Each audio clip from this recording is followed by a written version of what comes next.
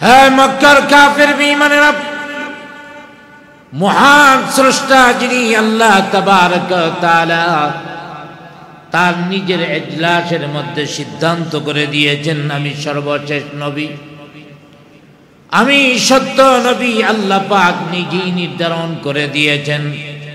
দ্বিতীয় নাম্বার, আল্লাহ পাক আমার উপরে আল্লাহর কিতাব কোরআনুল কারীম নাযিল করেছেন। আল্লাহ পাক এমন কোরআন আমার উপরে নাযিল করেছেন যে কোরআনটা আমার জন্য বড় একটা মুআজিজা। শুধু তাই নয়, এই কোরআন শুধু মুআজিজা নয়, এই কোরআন হলো আমার জন্য বড় একটা দলিল। এই কোরআনুল কারীমের মধ্যে আমার সত্যতা প্রমাণিত হয়েছে, যে কোরআন গোটা বিশ্বের মানুষদেরকে চ্যালেঞ্জ দিয়েছে।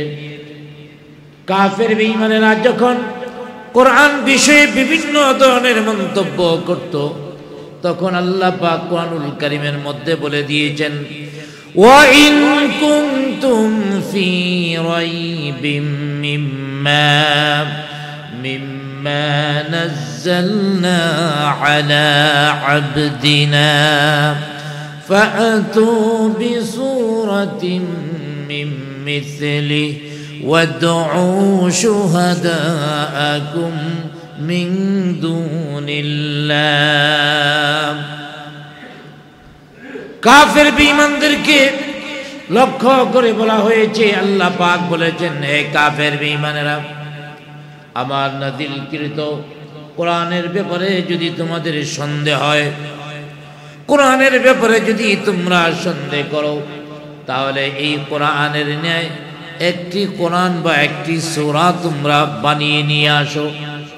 তোমরা যদি না পারো, তোমাদের বন্ধু বান্ধব যারা আছে, বন্ধু বান্ধবদেরকে ডাকায় নাও, এরপরও তোমরা কোরআনের একটি সূরার মতো সূরা বানিয়ে নিয়ে আসো।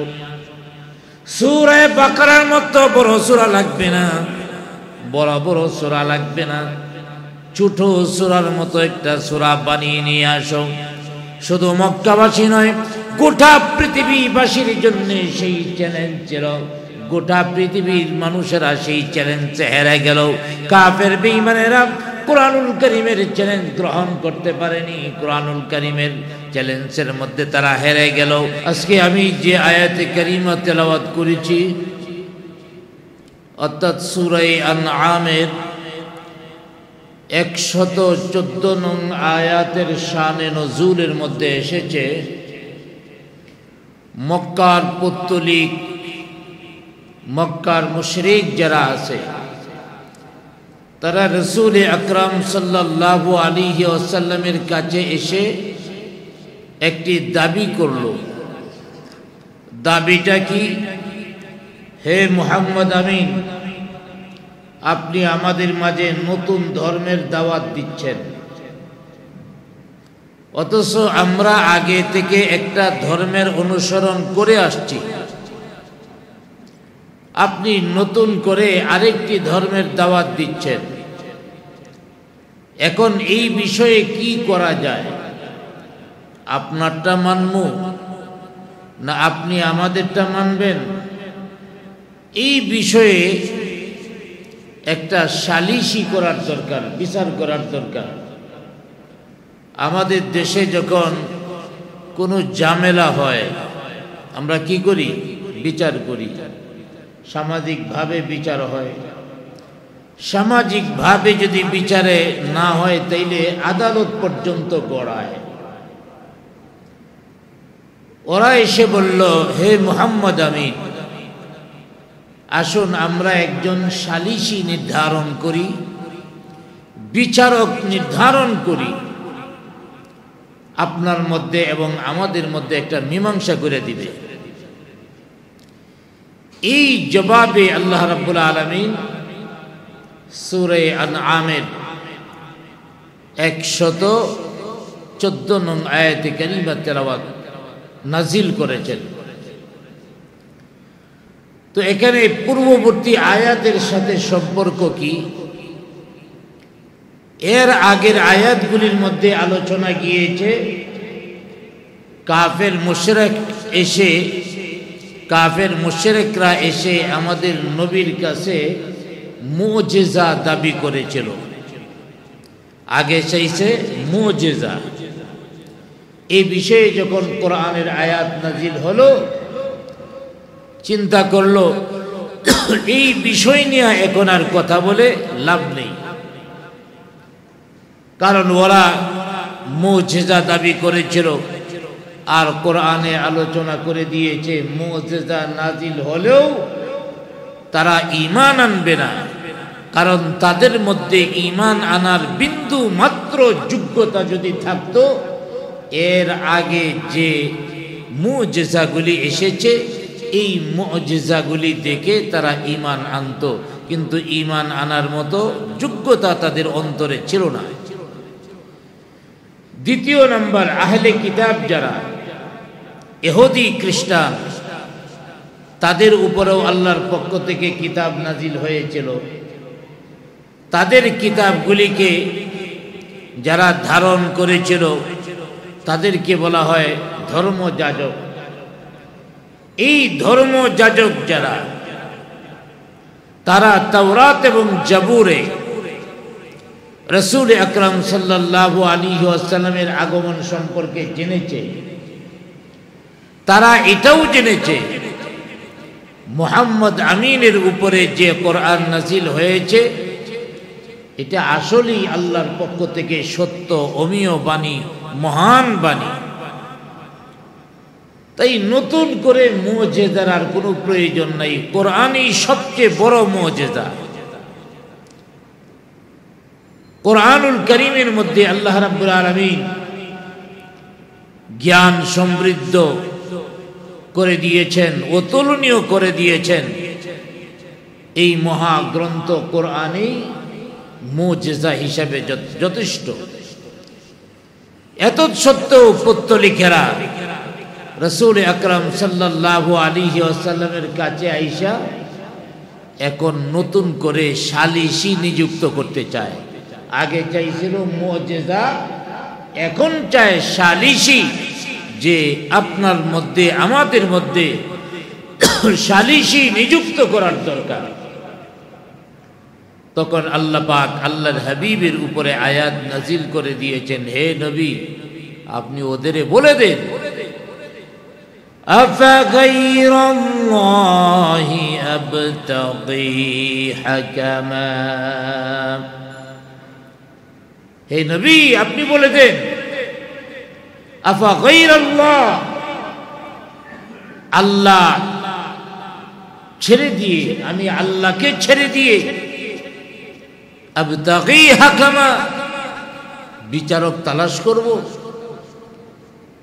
এই আয়াতের মধ্যে আল্লাহ রাব্বুল আলামিন বলতে চেয়েছেন, হে নবী আপনি বলুন যে আমার এবং তোমাদের মধ্যে রিসালাত এবং নবুয়াতের ব্যাপারে যে মোকদ্দমা রয়েছে, এই মোকদ্দমার ব্যাপারে তোমরা সালিসি অনুসন্ধান করছো। ভালো করে মনে রাখবা, এক নাম্বার বিষয় হলো আমার নবুয়াতকে তো তোমরা মানোই না, আমার নবুয়াতকে তোমরা স্বীকার করো না। আমার নবুয়াতকে যেহেতু তোমরা স্বীকার করো না, তোমাদের সাথে সালিসিটা কিসের? তোমাদের সাথে আমার কোনো সালিসি থাকতে পারে না। দ্বিতীয় নাম্বার, তোমাদের সালিসি আমি গ্রহণ করব কেন?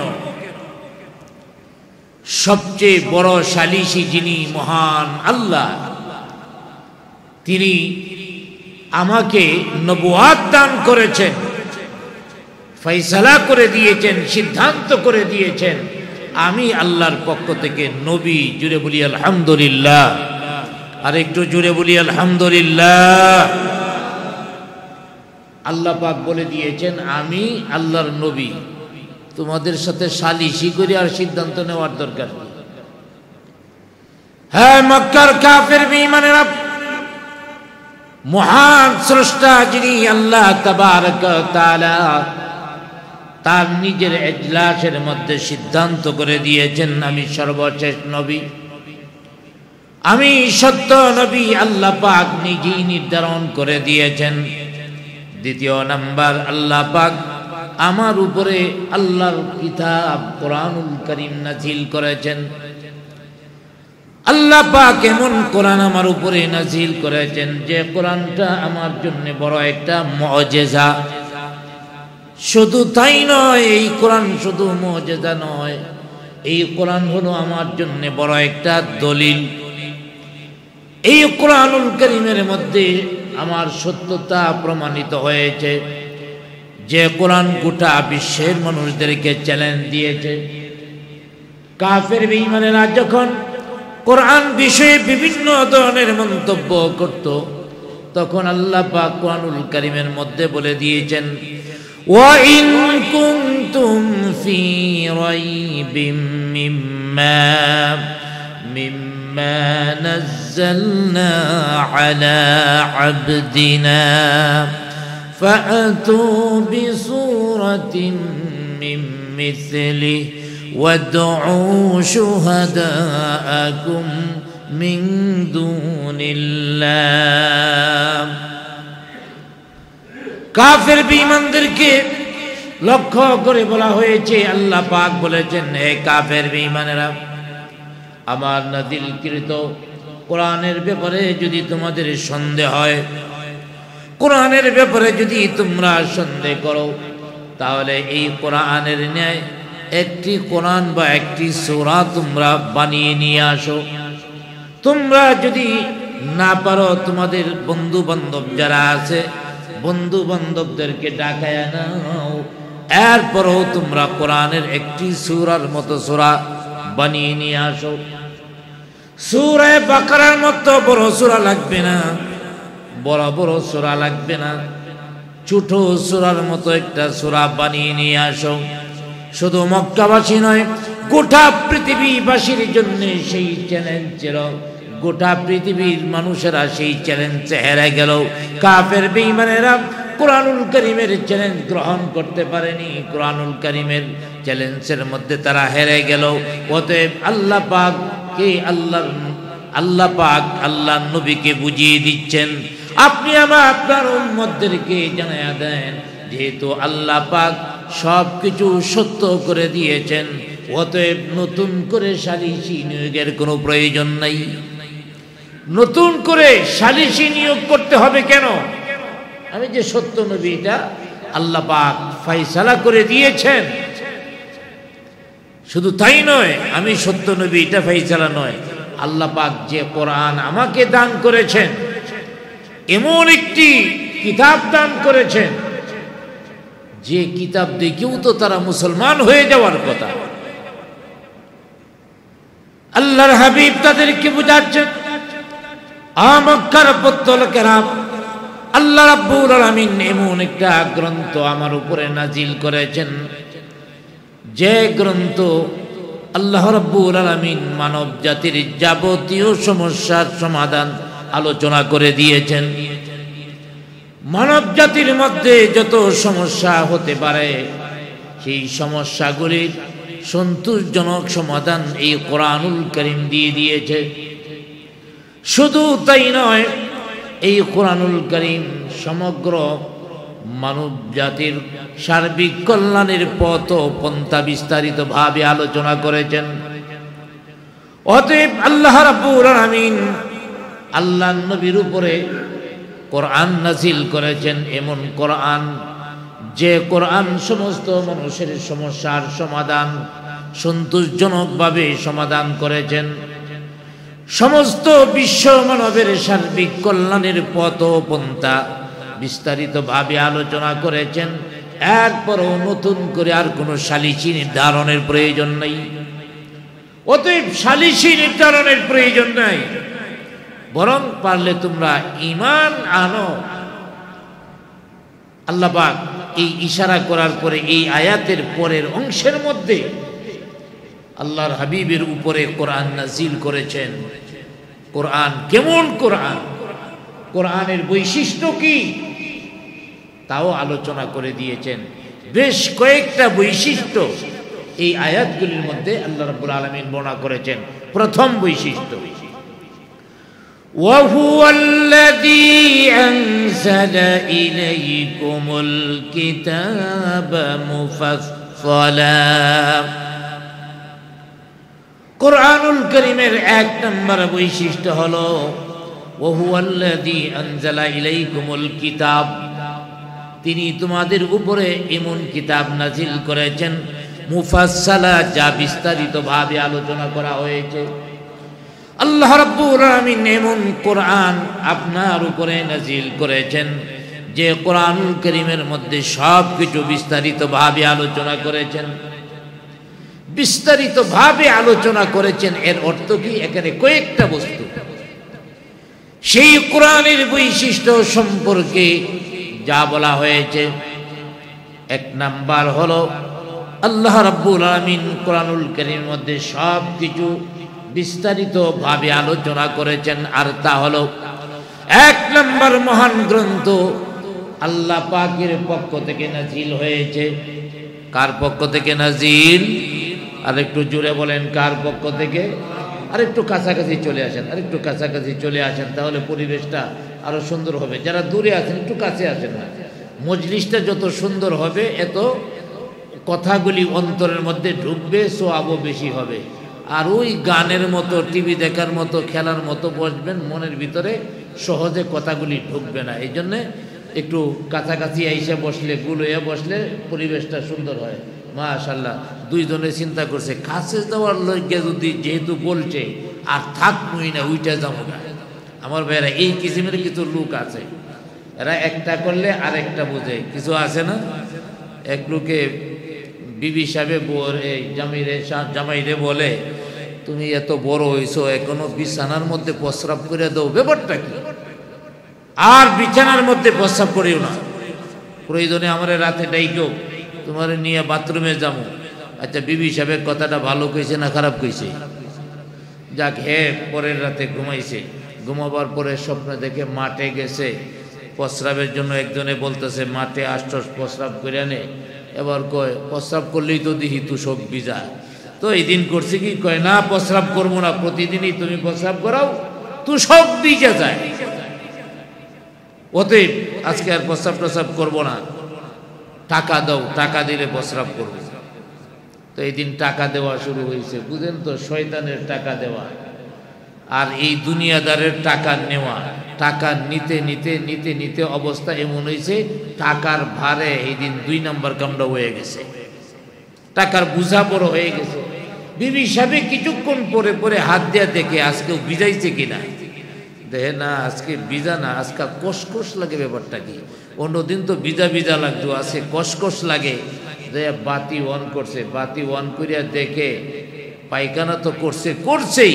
এটার উপরে ঘুরিয়া একেবারে পায়খানারে ফরোডা বানায় এলেছে এবার বিবি সাহেব বলতেছে টাকা না চাইয়া প্রস্রাব করো হেইডি বালা টাকা চাওয়ার পরে পায়খানাও করে দিছে অন্তর ডাবল শাস্তি হয়েছে আমার কিছু শ্রোতা এমন আছে একটা কইলে এটা আরো উল্টাবায় বেশি করে একটাই বইছে আমেরিকা আর একটাই বইছে রাশিয়া আপনার ভিতরে তো আদবই নেই কথা শোনার কি কথা শুনবেন আবার যখন কাছে আনার জন্য বলা হয়েছে ওইটা গেছে গা আদব কতটুকু বিরছে আসলে এইগুলি কোরআনের কথা শোনার জন্য আসে না কিছু আসে দেখে হুজুরের কোন জায়গার মধ্যে ভুলটা ধরন হুজুরে হক কথা বলে প্রায় সময় হক কথা ছাড়ে না অতএব কিছু গোয়েন্দা কিছু ইবলিশ শয়তান এগুলি থাকে ভুল ধরার জন্য আসে কাছে আসে না কারণ শয়তান কখনো মুমিনের কাছে ভিড়তে সাহস পায় না এগুলো দূরে দূরে থাকে তবে শয়তানের আলোচনা তো হয়েছে আমার ভাইয়েরা শয়তান কিন্তু 2 ধরনের জিন শয়তান তারপরে মানুষ শয়তান আর ইসলামের ধর্মের মানুষের প্রতি জিন শয়তানের চেয়ে মানব শয়তান বেশি করে সরাসরি আইসা মুসলমানদের মোকাবেলা জিনেরা করে না মানবরূপী শয়তানগুলি করে আমাদের দেশের মধ্যেও যত ইসলাম বিদ্বেষী কাজ করে কোরআন বিদ্বেষী কাজ করে জিনরূপী শয়তানে করে না সরাসরি করে কিন্তু মানবরূপী শয়তানি অতএব মানবরূপী শয়তান হলো আমাদের সবচেয়ে বড় দুশমন আজাদিল শয়তান সেই আজাদিল শয়তানের চেয়ে আরো ক্ষতিকর দুশমন হলো মানবরূপী শয়তান। এই মানবরূপী শয়তানগুলি থেকে আল্লাহ পাক আমাদেরকে হেফাজত করুক, সকলে বলি আমিন। আমি বলতেছিলাম এই কোরআনের গুরুত্ব বোঝাতে যে কোরআন এক নম্বর হলো কার পক্ষ থেকে অবতীর্ণ হয়েছে এই বিষয়টা মানতে হবে। আর দ্বিতীয় নম্বর হলো এই কোরআন পরিপূর্ণ, এই কোরআন চিরন্তন, সারা বিশ্বের মোকাবেলায়, সারা বিশ্ব এই কোরআনের মোকাবেলায় অপারগ। এই কোরআন পরিপূর্ণ। কোরআনুল কারীমের মধ্যে কোনো অপূর্ণতা আছে? জুড়ে বলেন, কোনো কিছু কোরআনে আবার ইনভলভ করতে হবে এমন কোনো সুযোগ আছে? কোরআন পরিপূর্ণ, চিরন্তন, এটা সব সময়ের জন্য, মাসে মাসে বদলাবে না। এটা বাংলাদেশের সংসদের না, বাংলাদেশের সংবিধান না। যখন যে সরকার আসবে নিজেদের সুবিধা অনুযায়ী সংবিধান পাল্টায় নিবে, কারণ পাল্টায় নিতে পারেন। এই সংবিধান মানব রচিত সংবিধান, এই সংবিধান হলো শয়তান রচিত সংবিধান। আমার ভাইয়েরা, আল্লাহর পক্ষ থেকে আসা সংবিধান এটা না। অতএব মানব রচিত সংবিধান কখনো মানুষের শান্তি আনতে পারে না, ফাইসালা দিতে পারে না। এই জন্যে যুগে যুগে পরিবর্তন করার প্রয়োজন হয়, কোরআন পরিবর্তন করার প্রয়োজন নাই। কারণ কোরআনুল কারীম সর্বযুগের জন্যে এবং গোটা পৃথিবীর মানুষের জন্যে একটা চ্যালেঞ্জও দিয়েছে, চ্যালেঞ্জের মোকাবেলায় তারা অপারগ হয়েছে। আর তৃতীয় নাম্বার, মানব জীবনের যত জরুরি বিষয় আছে সমস্ত জরুরি বিষয় বিস্তারিতভাবে আল্লাহ পাক এই কোরআনুল কারীমের মধ্যে আলোচনা করে দিয়েছেন। জুড়ে বলি আলহামদুলিল্লাহ। আমি কোরআনের বৈশিষ্ট্য বলতেছিলাম, এক নম্বর হলো বিস্তারিত আলোচনা করেছেন। দ্বিতীয় নম্বর, والذين آتيناهم الكتاب يعلمون أنه منزل من ربك بالحق। আল্লাহ পাক বলেন ওয়াল্লাযীনা আতাইনাহুমুল কিতাবা, আর আমি যাদের উপরে কিতাব দান করেছি। আল্লাহ পাক এই কথা বলে কাদেরকে বুঝিয়েছেন? যাদের উপরে আমি কিতাব নাজিল করেছি, অর্থাৎ যারা আহলে কিতাব, ইহুদি খ্রিস্টান যারা, তাদের উপরে আল্লাহ পাক কিতাব নাজিল করেছেন। যাদের উপরে কিতাব নাজিল করেছেন তাদেরকে বলা হয় আহলে কিতাব। আল্লাহ পাক বলেন যাদের উপরে আমি কিতাব নাজিল করেছি, ইয়ালামুনা আন্নাহু মুনাজ্জালুম মির রাব্বিকা বিল হক। তারা ভালো করেই জানে এটা তাদের রবের পক্ষ থেকে সত্য কিতাব। অর্থাৎ আগেকার যুগে আমি তাওরাত নাজিল করেছি, জাবুর নাজিল করেছি, ইনজিল নাজিল করেছি।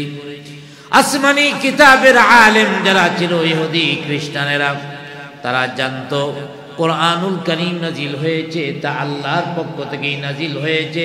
যেহেতু আগে থেকেই তারা আল্লাহর বাণী তেলাওয়াত করে অভ্যস্ত, আগে থেকেই আল্লাহর বাণী তাদের কাছে ছিল। আল্লাহর বাণী কেমন হয় অবশ্যই এটা ইহুদি খ্রিস্টান আলেমরা জানতো। তাই তারা ভালো করেই জানতো যে এই কোরআন তাদের রব আল্লাহর পক্ষ থেকে এসেছে। জুড়ে বলি আলহামদুলিল্লাহ। জানার পরেও তারা মানত না। এই জন্যই আল্লাহ রাব্বুল আলামিন বলে দিয়েছেন, ফালা তাকুনান্না মিনাল মুমতারিন।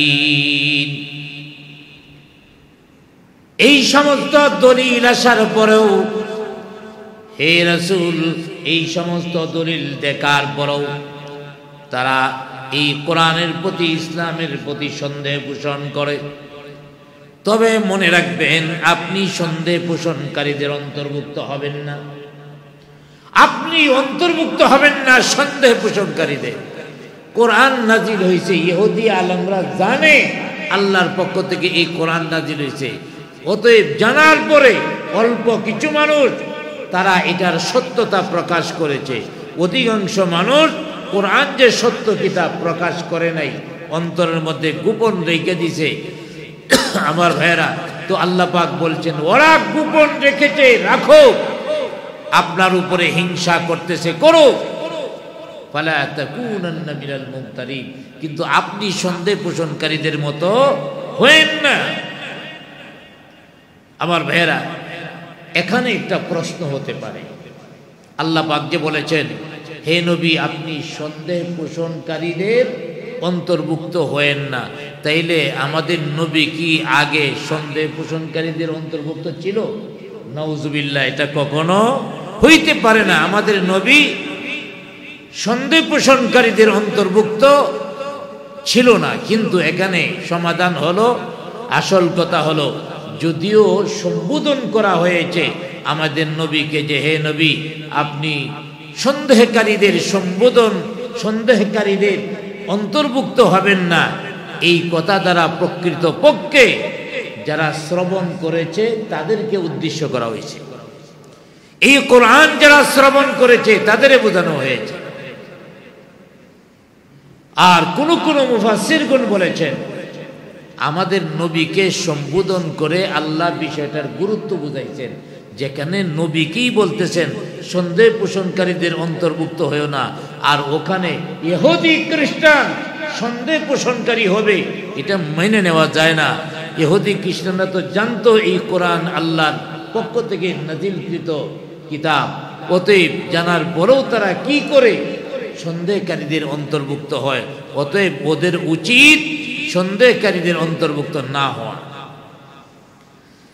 আল্লামা সানাউল্লাহ পানিপতি রাহমাতুল্লাহি আলাইহি তিনি লিখেছেন আল্লাহর হাবিব সাল্লাল্লাহু আলাইহি ওয়াসাল্লাম তো উম্মি ছিলেন, যার কারণে ইহুদিদের উপরে যে কিতাব নাজিল হয়েছিল, খ্রিস্টানদের উপরে যে কিতাব নাজিল হয়েছিল, সেই কিতাবগুলি আমাদের নবী পাঠ করেননি।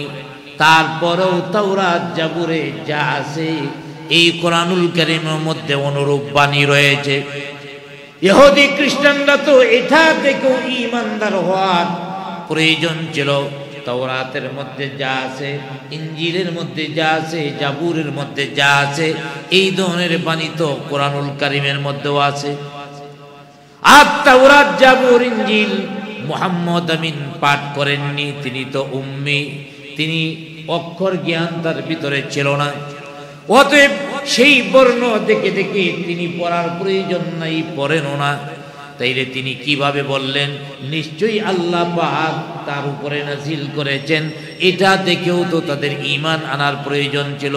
যার কারণে আল্লাহ পাক এই কথা দ্বারা মক্কার কাফের মুশরিক এবং সবচেয়ে অধিকতর ইহুদি খ্রিস্টানদের আলেমদেরকে বোঝানো হচ্ছে ফালা তাকুনান্না মিনাল মুমতারিন, তোমরা সন্দেহ পোষণকারীদের অন্তর্ভুক্ত হয়েও না।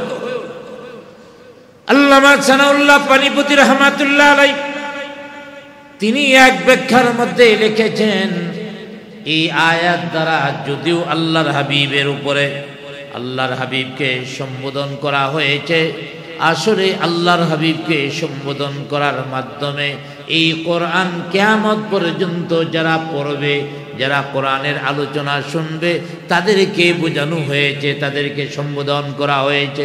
আল্লামা শাওকানি রাহমাতুল্লাহি আলাইহি এই আয়াতের ব্যাখ্যার মধ্যে বলেছেন আয় ফালা ইয়াকুনান্না আহাদুম মিনান নাসি মিনাল মুমতারিন। আল্লামা শাওকানি রাহমাতুল্লাহ আলাইহি বলেন কারো জন্য উচিত নয় এই কোরআনের প্রতি সন্দেহ পোষণ করা। রাসূল আকরাম সাল্লাল্লাহু আলাইহি ওয়াসাল্লামকে সম্বোধন করে যদিও বলেছেন, কিন্তু এখানে সবাই অর্থাৎ কিয়ামত পর্যন্ত যত মানুষ আসবে সবার প্রতি এই সম্বোধনটা ব্যাপক হয়ে গেছে। অর্থাৎ তোমরা এই কোরআনের প্রতি সন্দেহ কেমনে করবা? সন্দেহ করা যাবে না। তৃতীয় নাম্বার কোরআনের বৈশিষ্ট্য আমি বলতেছিলাম যে দ্বিতীয় নম্বর বৈশিষ্ট্য হলো যে আল্লাহ রাব্বুল আলামিন যে কোরআন নাজিল করেছেন, আহলে কিতাব যারা তারা ভালো করেই জানে এটা আল্লাহর পক্ষ থেকে নাজিল হয়েছে। আর কোরআনের তৃতীয় নম্বর বৈশিষ্ট্য وتمت كلمة ربك صدقا وعدلا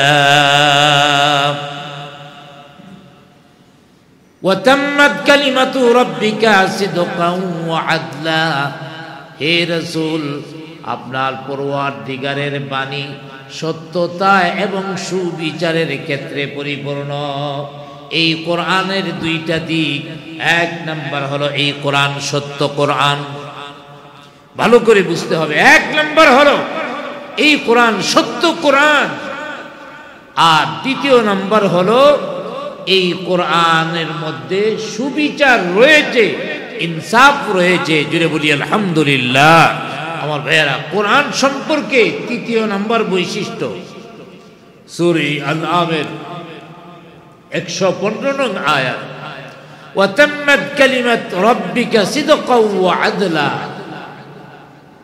ওয়াতাম্মাত কালিমাতু রাব্বিকা সিদকাও ওয়া আদলা এখানে সিদকা মানে সত্যতা আর আদলা মানে সুবিচার অর্থাৎ কোরআনুল কারীমের আমার ভাইয়েরা যা নাজিল হয়েছে সবগুলি সত্য এর উদ্দেশ্য হলো আমার ভাইয়েরা কোরআনুল কারীমের মধ্যে আমরা যদি ভাগ করি দুইটা ভাগে ভাগ করা যায় কোরআনুল কারীমের সমস্ত আয়াতগুলিকে সমস্ত কোরআনকে যদি ভাগ করি তাইলে দুই ভাগে ভাগ করা যায় এক ভাগ হলো আল্লাহ পাক কোরআনুল কারীমের মধ্যে বিভিন্ন ধরনের সতর্কবাণী এবং ভবিষ্যৎবাণী উল্লেখ করেছেন এবং পূর্ববর্তী নবী রাসূলদের অসংখ্য ঘটনা আল্লাহ পাক আলোচনা করেছেন এই হলো কোরআনের এক ভাগ অর্থাৎ পূর্ববর্তী নবী রাসূলদের ঘটনা আলোচনা করেছেন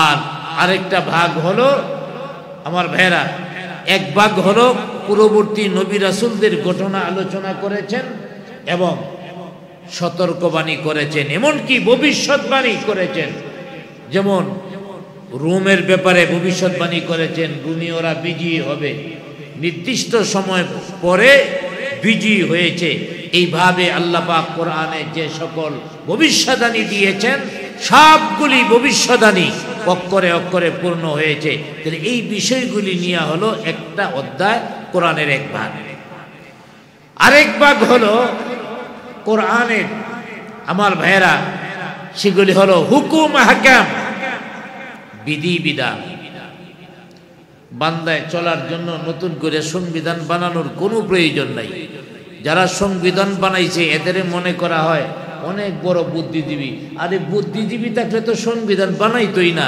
কারণ সংবিধান দিবে আল্লাহ দুনিয়ার মানুষ কোনো সংবিধান দিতে পারে না ঠিক কিনা জোরে বলেন তাহলে সেইগুলি সবচেয়ে বড় বেকুব যেগুলি সংবিধান বানাইছে তোরে কে অর্ডার দিয়েছে সংবিধান বানাইতে তোর অধিকারী কি আছে অতএব এখানে দুইটা বিষয় একটা আল্লাহ পাক পূর্ববর্তী নবীদের জীবনী আলোচনা করেছেন ঘটনা আলোচনা করেছেন ভবিষ্যদ্বাণী আলোচনা করেছেন সতর্কবাণী দিয়েছেন একটা ভাগের মধ্যে আলোচনা করেছেন অনেক ভাই আমাদের মধ্যে আছে কই বয়ানের মধ্যে কিসসা কাহিনী বলা যাবে না ঘটনা বলা যাবে না আমার ভাইয়েরা বয়ানের মধ্যে ঘটনা বলা যাবে না কিসসা কাহিনী বলা যাবে না উদাহরণ দেওয়া যাবে না এগুলি মুসলমানের কথা না এইগুলিও মক্কার মুশরিকদের কথা ছিল জুড়ে বলেন কাদের কথা মক্কার মুশরিকদের কথা ফামা বাউদাতান ফামা ফাওকাহা আল্লাহ পাক বলছেন আমি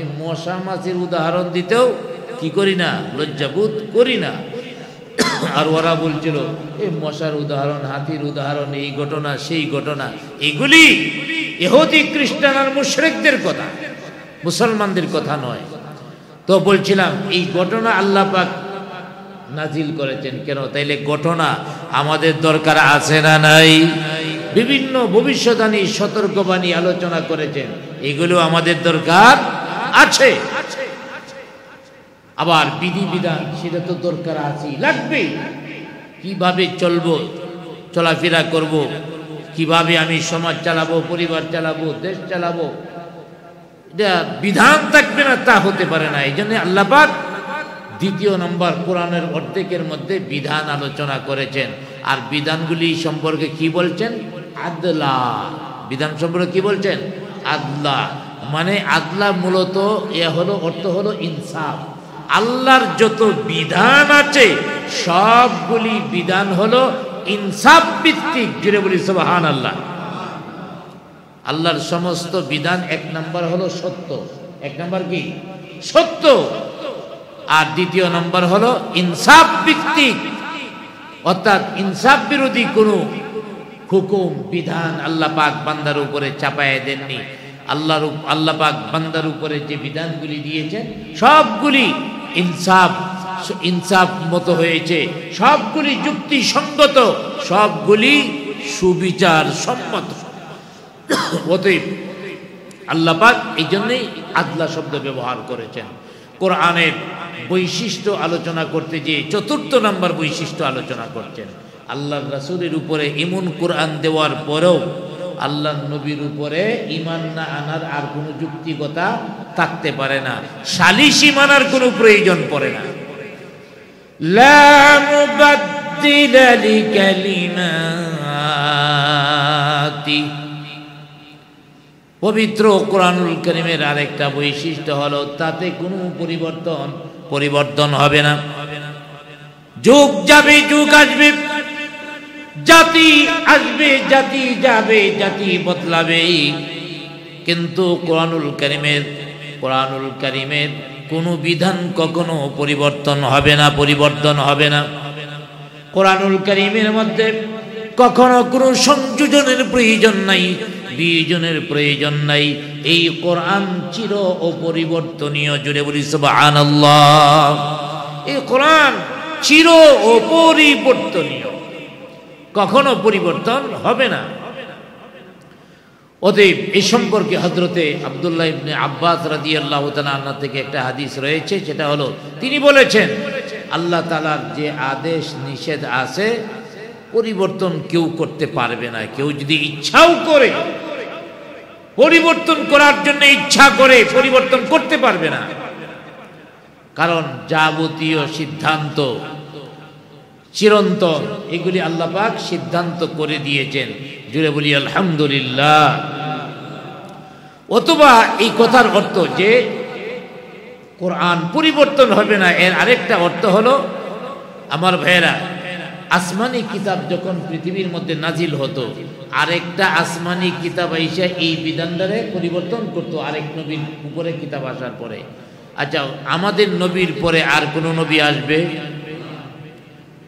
আবার ভাইয়ারা, লা মুবাদ্দিলা লিকালিমাতিহি, এই শব্দ দ্বারা বোঝানো হয়েছে শেষ নবী মুহাম্মদুর রাসূলুল্লাহ সাল্লাল্লাহু আলাইহি ওয়াসাল্লামের উপরে আর কোনো নবী আসবে না। আল্লাহর হাবিবের দ্বারায় মুহাম্মদ আমিনের মাধ্যমে নবুয়াতের দরওয়াজা বন্ধ করে দেওয়া হয়েছে। কেউ যদি দাবি করে সে ভণ্ড, কেউ যদি দাবি করে সে প্রতারক। আল্লাহর হাবিবের পরে আর কোন নবুয়াতের দাবিদার আসবে না, আসলে সে মিথ্যাবাদী। নবুয়াতের দরওয়াজা বন্ধ করে দেওয়া হয়েছে, কোনো নবী আসবে না। আবার কোনো কিতাবও নাজিল হবে না। কোরআনুল কারীম সর্বশেষ কিতাব। কোরআন যেহেতু সর্বশেষ কিতাব, অতএব কোরআনুল কারীমের মধ্যে আল্লাহ যে বিধানগুলি দিয়েছেন সেই বিধানের মধ্যে নতুন করে আর পরিবর্তন করার কোনো কিছু নাই। আসমানি কিতাব তো আসবে না, পরিবর্তন হবে কেমনে? অতএব মুফাসসিরগণ বুঝিয়েছেন যে নবীও আসবে না, আসমানি কিতাবও আসবে না, অতএব এখানে আর কোনো পরিবর্তনও হবে না। অতএব এই কোরআন সম্পর্কে আহলে কিতাবরা খুব ভালোভাবেই জানতো যে এই কোরআন পরিবর্তনও হবে না। শুধু সত্য কোরআন এমন নয়, বরং এই কোরআন যুগ উপযোগী। যখন যে যুগ আসবে যুগের জন্য পারফেক্ট। অনেকেই দুঃসাহস দেখায় বলতে চায় এই কোরআনকে যুগ উপযোগী করে বয়ান করতে হবে, ব্যাখ্যা বিশ্লেষণ দিতে হবে।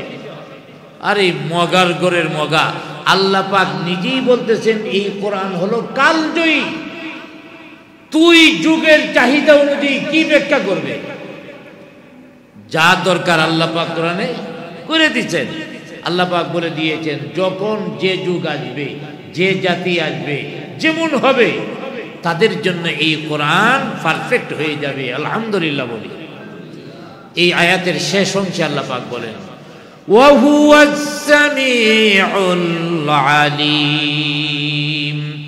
আল্লাহ পাক বলেন নিশ্চয়ই তিনি সর্বশ্রোতা সর্বজ্ঞানী, অর্থাৎ আল্লাহ তাআলা সবকিছু শুনেন, সবকিছু জানেন। এই কথা বলার উদ্দেশ্যটা কি? এই কথা বলার উদ্দেশ্য হলো আল্লাহ পাক বোঝাচ্ছেন নবীকে, হে নবী আপনার উপরে আমি কোরআন নাজিল করেছি।